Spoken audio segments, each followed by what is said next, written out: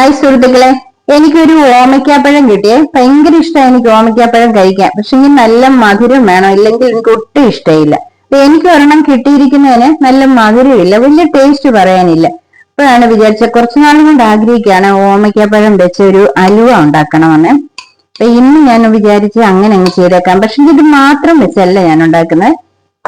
കണ്ടോ, ഏത്തപ്പഴം ഉണ്ടായിരുന്നു, നല്ലവണ്ണം അതും അങ്ങ് പഴുത്തു. അതും കൂടെ വെച്ചാണ് ഞാൻ ഉണ്ടാക്കാൻ പോകുന്നത്. ഏത്തപ്പഴം മുഴുവൻ ഞാൻ നല്ലതുപോലെ പുഴുങ്ങി എടുത്തിട്ടുണ്ട്. അതിനകത്ത് ഈ കുരു പോലത്തെ സീഡ് പോലത്തെ ഒന്നും ഞാൻ കളയുന്നില്ല കേട്ടോ. ഇത് രണ്ടും മിക്സിയിലൊന്ന് അടിച്ചെടുക്കണം. രണ്ടും ഞാൻ അടിച്ചെടുത്തിട്ടുണ്ട്. ഇപ്പൊ ഒരുമിച്ചായാലും നിങ്ങൾക്ക് ഇത് അടിച്ചെടുക്കാം. രണ്ടും സെയിം അളവായിരിക്കണം. ഞാൻ അതിനാണ് ഇങ്ങനെ കാണിച്ചത്. ഇപ്പൊ ഏത്തപ്പഴം 1 കപ്പ് ഉണ്ടെങ്കിൽ ഓമയ്ക്കാപ്പഴം 1 കപ്പ് തന്നെ വേണം അതിന്റെ പൾപ്പ്. ഏത്തക്കാപ്പഴം ഇച്ചിരി വലിയതായിട്ട് തോന്നുന്നത്, കൂടുതലായിട്ട് തോന്നുന്നത്, ഇതിനകത്ത് ഏകദേശം ഒരു കപ്പിൽ മേലെ പാലൊഴിച്ചാണ് ഞാൻ അടിച്ചെടുത്തിരിക്കുന്നത്. നമുക്ക് എന്തായാലും ഇതിന് പാൽ ആവശ്യമായിട്ടുള്ളതാണ്. ഇത് മിക്സിയിൽ അരച്ചെടുക്കണമെങ്കിൽ കുറച്ച് പാലൂടെ ഉണ്ടല്ലേ പറ്റത്തുള്ളൂ. അപ്പൊ ഇതിനകത്ത് തന്നെ ഞാൻ പാൽ ഒഴിച്ചിട്ടുണ്ട്. ഒരു പാത്രം അടുപ്പത്ത് വെച്ചിട്ടുണ്ട്. അതിലേക്ക് 2 പൾപ്പ് ഇട്ട് കൊടുക്കാം. നമ്മൾ കുറച്ച് സമയം മെനക്കെട്ടാൽ നല്ല ടേസ്റ്റ് ഉള്ള അലുവ കഴിക്കാൻ പറ്റുമേ. ഞാൻ ഇതിലേക്ക് കുറച്ച് പാലൂടെ ഒഴിക്കുവാണേ. ഇത് നമ്മൾ ആ മിക്സിയൊക്കെ കഴുകിയെടുത്തതാണേ, ഒട്ടും കളയാതെ തന്നെ ഞാൻ കഴുകിയെടുത്തു. ഇനി ഇത് സാധാരണ അലുവയ്ക്ക് എങ്ങനെയാണോ ഇളക്കുന്നത് അങ്ങനെ ഇളക്കി ഇളക്കി ഇതിന്റെ വെള്ളം പറ്റിച്ചെടുക്കണം. ഇപ്പം ഞാൻ ഇതിനകത്ത് മധുരത്തിനൊന്നും തന്നെ ചേർത്തിട്ടില്ല. നമുക്ക് ലാസ്റ്റിൽ വെള്ളമൊക്കെ പറ്റി വന്നു കഴിയുമ്പോൾ മധുരം കുറവാണെന്ന് തോന്നി കഴിയുമ്പോൾ ഇതിനകത്ത് കുറച്ച് പഞ്ചസാരയാണ് ഞാൻ ചേർക്കുന്നത്.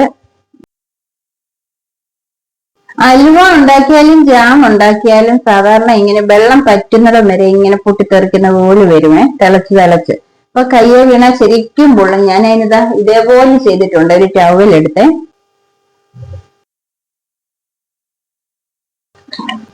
കൈ മാറ്റാതെ ഇളക്കിക്കൊണ്ടിരിക്കണം കേട്ടോ. അല്പ ക്ഷമയുള്ളവർക്കേ അലുവായും ജാമും ഒക്കെ ഉണ്ടാക്കാൻ പറ്റത്തുള്ളൂ. നല്ല പണി കിട്ടുകയും ചെയ്യും. നമ്മള് കയ്യിലൊന്നും ഇങ്ങനെ കെട്ടിയില്ലെങ്കിൽ നല്ലപോലെ പൊള്ളുങ്ങേ. ആ വലിയ പൊട്ടലും തട്ടലും ഒക്കെ ഒന്ന് മാറിയേ, വെള്ളം പറ്റിതാ ഇതേപോലെ ആയിട്ടുണ്ട്. എങ്കിലും കുറച്ചുകൂടെ ഒന്ന് വെള്ളം പറ്റണം. ഇങ്ങനെ കൊമളയായിട്ട് വരുന്നില്ലേ, കുറച്ചുകൂടെ പറ്റും. നല്ലപോലെ വെള്ളം പറ്റിയിട്ടുണ്ട്. ഈ തവി ഞാനൊന്ന് മാറ്റട്ടെ. ഈ തവി ചെറുതാണ്, ഞാൻ ഓർക്കാതെ ആദ്യമേ ഈ തവി എടുത്തത്. അതുപോലെ കയ്യിലെ പ്രൊട്ടക്ഷന് വേണ്ടി ചെയ്ത കാര്യവും മാറ്റിയേക്കാം. റബ്ബർ ബാൻഡ് ഇട്ട് വെച്ചോ. അതാ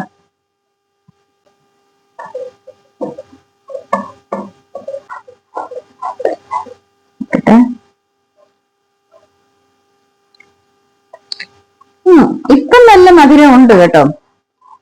ഏത്തപ്പഴത്തിനും മധുരം ഉള്ളതായിരുന്നല്ലോ. എന്തായാലും നല്ല മധുരം ഉണ്ട്. ഇപ്പം നമുക്ക് കഴിക്കാനായതുകൊണ്ടേ ഇത്തിരി മധുരം വേണ്ട.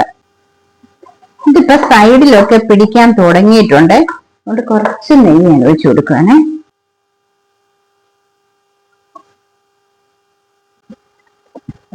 അതുപോലെ ഇങ്ങനെ സൈഡിലൊക്കെ ആയിരിക്കുന്നതെല്ലാം ഈ സമയത്ത് തന്നെ ഇളക്കി വെക്കണേ. കുറച്ചുകൂടെ കഴിയുമ്പോൾ അതങ്ങ് കരിഞ്ഞ് കട്ടിയായിട്ട്. കണ്ടോ, ഇപ്പൊ ഈ പാത്രം നല്ല ക്ലീനായി. ഇത് ശരിക്കും ഇളക്കട്ടെ. അതുപോലെ ഈ സമയത്ത് കുറച്ച് ഏലക്കാപ്പൊടിയും വിടുവാണേ.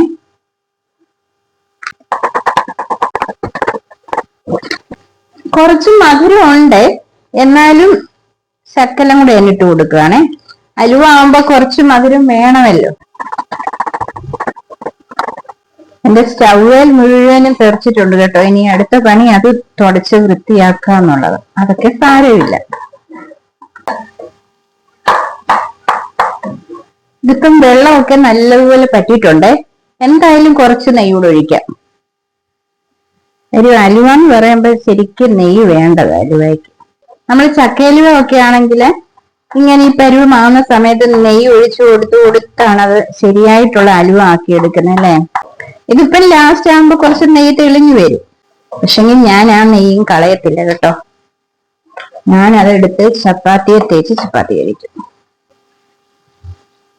എന്താ കറക്റ്റ് പരുവമായിട്ടുണ്ട്. നമ്മൾ ഇപ്പൊ ഒഴിച്ച നെയ്യ് എല്ലാം എന്താ കണ്ടോ. ഇനി ഇത് ചൂടോട് തന്നെ ഒരു പാത്രത്തിലേക്ക് നമുക്ക് പരത്തിയെടുക്കണം. Flame off ആക്കുവാണേ. ഇതിങ്ങനെ ഇളക്കി ഇളക്കി ഇതിന്റെ കറക്റ്റ് പരുവമാവുമ്പോ ദാ നെയ്യ് നമ്മൾ ഒഴിക്കുന്ന ഒന്നും ഇതേ പിടിക്കത്തില്ല. നെയ്യ് ഇങ്ങനെ ഊറി വരും, കണ്ടോ? ഇതാണ് കറക്റ്റ് പരുവമേ. ഇതേപോലെ ഒരു പ്ലേറ്റില് ഞാൻ നെയ്യ് തേച്ചിട്ടുണ്ട്, അതിലോട്ടിടാം. ഇതേപോലെ പ്രസ് ചെയ്ത് ഈ പ്ലേറ്റിലോട്ടാക്കാം. ഇതേപോലെ ഒരു സ്പൂണോട് ഇങ്ങനെ വെച്ച് വെക്കാമെങ്കിൽ നമ്മളിത് കട്ട് ചെയ്യുന്ന സമയത്ത് നല്ല ഷേപ്പിൽ തന്നെ കിട്ടുവേ. നെയ്യെല്ലാം കണ്ടോ, നമ്മൾ ഒഴിച്ച നെയ്യ് മുഴുവനും ഇതാ ഇതിലിങ്ങനെ വന്നിട്ടുണ്ട്. ഇത് നമുക്ക് ഊറ്റിയെടുക്കാൻ പറ്റും കേട്ടോ, കണ്ടോ?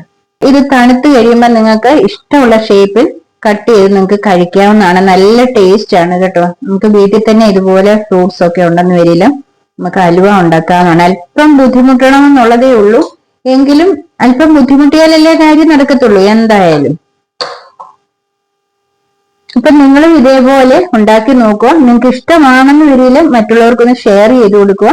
ഇതുവരെ എന്റെ ചാനൽ നിങ്ങൾ സബ്സ്ക്രൈബ് ചെയ്യാതെ കാണുന്നവരാണെങ്കിൽ ചാനൽ ഒന്ന് സബ്സ്ക്രൈബ് ചെയ്യുക. വീണ്ടും ഞാൻ പുതിയ വീഡിയോയുമായിട്ട് എത്തുന്നതായിരിക്കും.